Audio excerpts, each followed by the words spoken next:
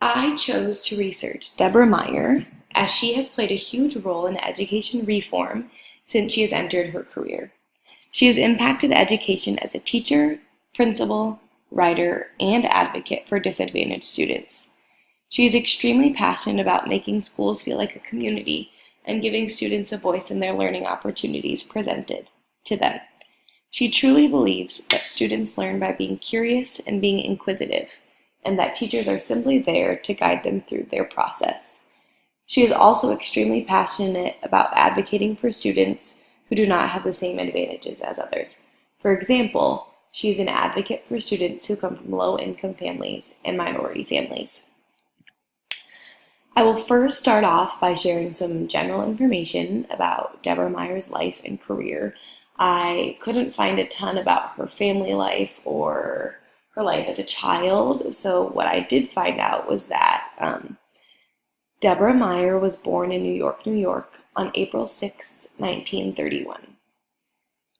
She started her teaching career in Chicago as an early childhood teacher. After this, her family moved to New York, New York, where she became a kindergarten teacher. So they moved there in the late 1960s, and that's when she became the kindergarten teacher. Deborah first went to college at Antioch College in Yellow Springs, Ohio. She attended this school from 1949 to 1951. She then went on to the University of Chicago, where she earned her master's degree in 1955. Upon graduation, this is when she started working as an early childhood teacher in Chicago, so this was her first teaching job right after she graduated from the University of Chicago with her master's. Throughout her career, Deborah has accomplished so much. She has received many awards, published her work, and created multiple organizations to serve student populations that are in need. After Meyer's family moved to New York, she created a network of schools to serve the low-income populations of East Harlem in New York City. This network is called the Central Park East, otherwise known as CPE, Primary School Network, where she served as the director. CPE serves mainly African American and Latino students from low-income families. To get into the school, there are no exams that students need to take or pass. Students in this school network have been extremely high achieving despite the obstacles in many of the students' lives.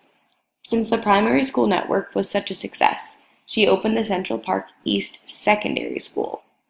Within this school, 85 to 95% of students who graduated went on to pursue degrees at four-year colleges.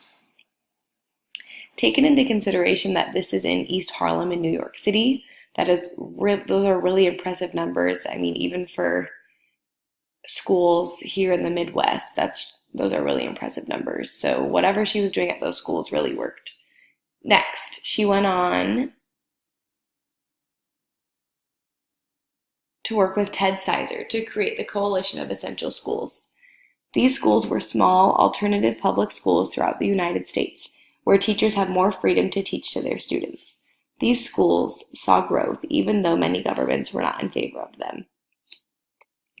As you can see, Deborah Meyer has made her career about helping others and has done a fantastic job in carrying out her dream. Because of this, she has been rewarded for her work.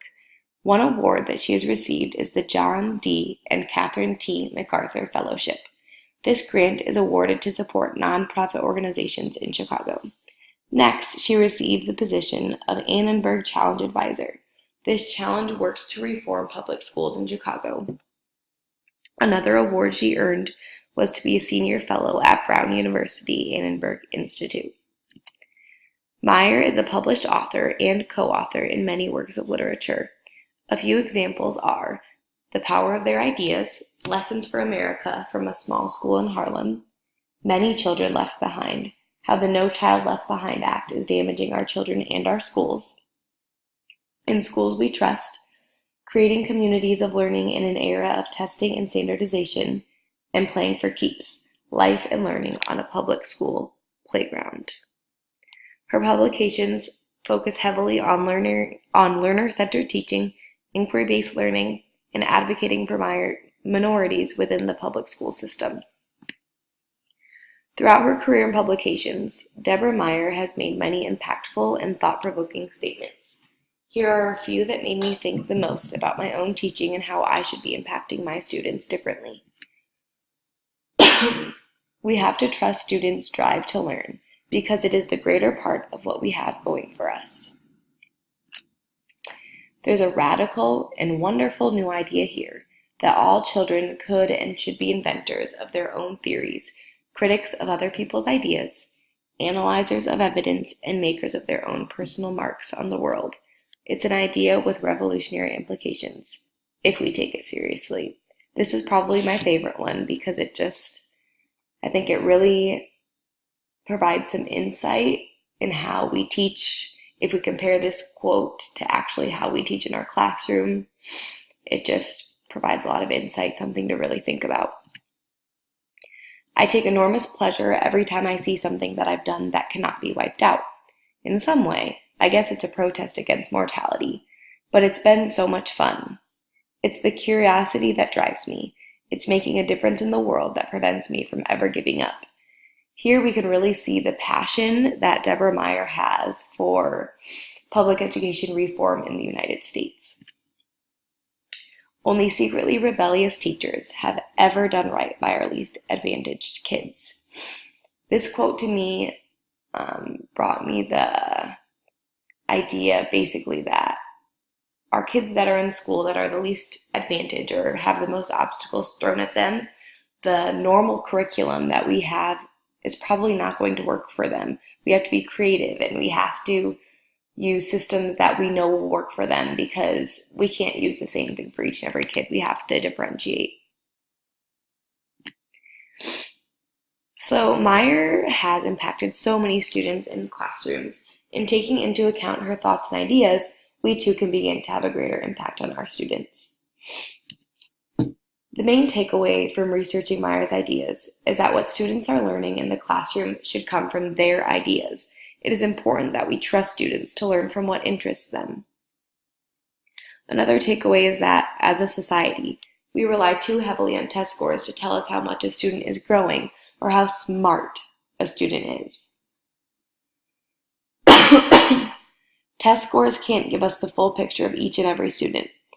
Tests also take out the fun of learning, and by the time students are in middle school, they are completely uninterested in school and are only doing the work to get the grades, which that only results in students who are not actually learning. They're just memorizing and forgetting.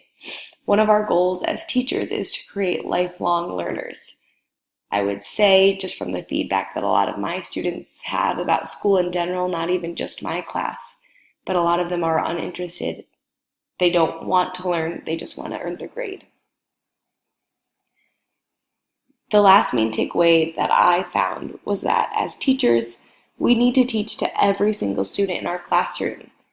We can't just teach to the normal, in quotation marks, students that are easy to teach to. We have to get to those hard to reach kids because those are the ones that need us the most.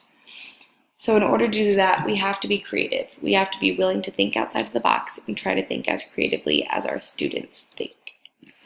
And then last but not least, here are the references that I used to get my information about Deborah Meyer.